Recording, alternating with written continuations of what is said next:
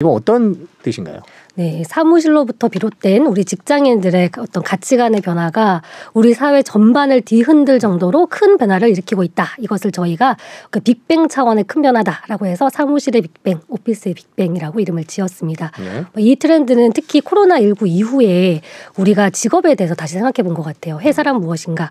일이란 무엇인가? 내가 무엇을 하고 살아야 하는가? 그런 생각들을 근원적으로 하면서 특히 또 본인의 어떤 삶을 개척하길 좋아하는 어떤 세대적 효과와 합쳐지면서 이런 어떤 새로운 직업관들이 확실히 등장을 하는 것 같습니다.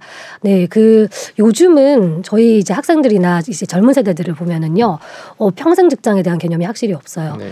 네카라 쿠베당토 들어보셨죠? 네. 투자하시는 분들은 다 아시죠? 요즘 대학생들이 가장 가고 싶어하는 회사들의 목록이래요. 예전하고 참 바뀌었구나. 예전엔 제조사업 참 가고 싶어 했는데 요즘에 이런 서비스업 가고 싶어 하는구나. 그것도 재밌었는데 이 네카라 쿠베당토를 도장 깨기 하듯이 3년씩 다녀야 된대요. 그래서 3년씩 다니면서 자신의 몸값을 올려야 된다는 거죠. 그렇게 한 바퀴를 싹 돌고 나면 뭐 하는 줄 아세요? 창업한답니다. 그래서 이런 형태로 뭔가 회사에 대한 직업에 대한 자신의 어떤 미래에 대한 생각들이 많이 바뀌고 있는데 이제 그런 것들을 저희가 오피스 빅뱅이라는 키워드에 담았습니다. 사실 예전처럼 우리가 뭐 꼭 하나의 기업에 충성하지 않아도 되는 사회적 인프라가 구축된 것 같아요. 대표적인 것들이 프리랜서 시장의 성장이 아닐까요? 예전에는 이런 프리랜서가 되는 것에 대해서 불안함이 굉장히 컸거든요. 네. 그런데 요즘은 그런 프리랜서들을 위한 플랫폼도 있고요. 또 슈퍼 프리랜서라고 해서 또 대기업과 같이 협업하는 개인들도 있고요. 그래서 이런 어떤 직업 환경들의 변화 이런 것들도 사실은 사람들이 그런 용기를 내고 생각을 바꾸는 데 큰 역할을 한 것 같고 또 한편으로는 사람들의 가치관이 바뀌었죠. 그죠? 요즘은 회사하고 자기 자신을 동일시를 잘 안 하더라고요. 네. 예전에는 내가 속한 조직의 성장을 나의 성장으로 동일시하는 그런 모습이 보였는데 요즘 젊은 직장인들을 보시면 조금 잔인합니다. 회사는 회사고요. 네. 나는 나고요. 제일 관심 있는 것은 나의 변화더라고요. 나의 성장.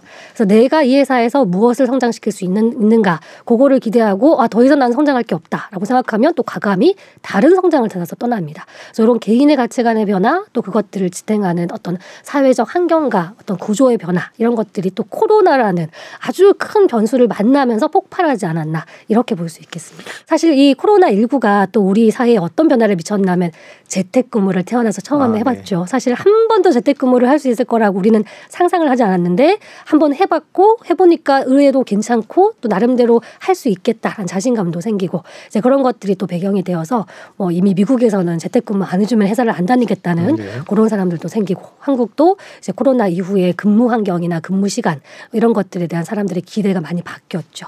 그래서 이런 코로나가 사실 그 불씨를 굉장히 앞당겨줬다 이렇게 말씀드릴 수 있겠습니다. 젊은 친구들이 회사나 조직에 대해서 기대하는 가치관이 바뀌니까 회사도 나름대로 이 사람들을 붙잡기 위해서 굉장히 고민을 하시죠. 네. 연봉을 좀 올려준다든지 여러 가지로 이제 고민을 하시는데 저희가 봤던 자료에서는 물론 연봉을 올려주는 것도 좋지만 조금 더 효과가 있었던 것들이 그 사람들이 정말 실질적으로 피부로 느낄 수 있는 혜택을 줘야 한다.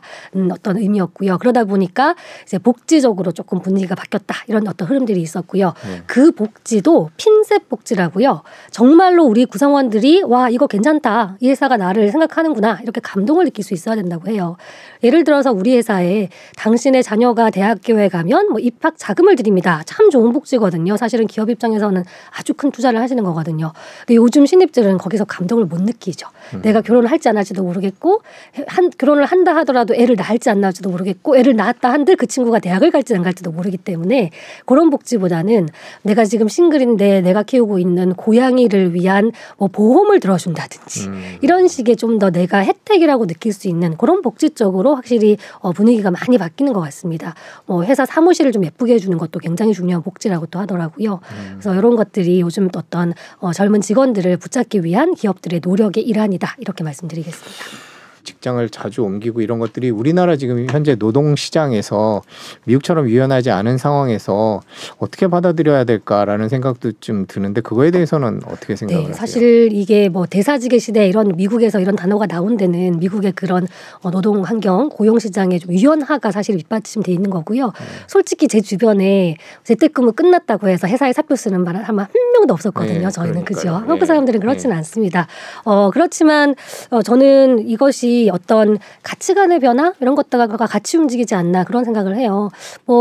부모님 세대처럼 대학 나와서 회사 가서 30년 동안 근속해서 상 받고 나온 은퇴하는 것이 무조건 그게 하나의 정답일까? 이런 의심을 하는 거죠. 그렇지 않은 길도 있지 않을까? 그런 것들을 소비자들이 스스로 우리 구성원들이 스스로 생각해내면서 그 방법들을 찾아내고 또 선례를 만들고 그래서 제가 말씀드리고 싶은 것은 회사에 오래 계시는 것들이 틀렸다는 말씀은 절대 아닙니다. 굉장히 좋은 가치고요. 한 회사에 충성을 다하면서 거기서 전문성을 쌓아가는 것은 굉장히 중요한데 그것만이 정답은 아니다라는 생각을 우리가 하게 됐다는 게 중요한 것 같습니다. 그래서 그런 관점에서 이 가치관의 변화를 이해해주면 좋지 않을까 그런 생각도 들고요.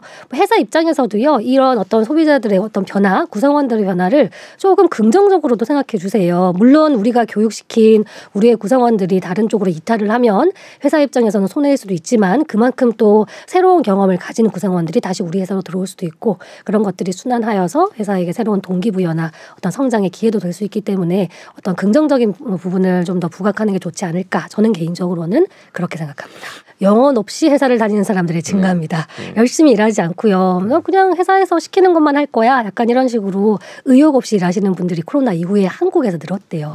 그래서 그런 측면은 역시 동기부여의 이슈이고 기업이 가장 골치 아프게 생각하시는 문제가 아닐까 싶은데 이 동기부여를 이제는 개인 차원에서 해주셔야 돼요.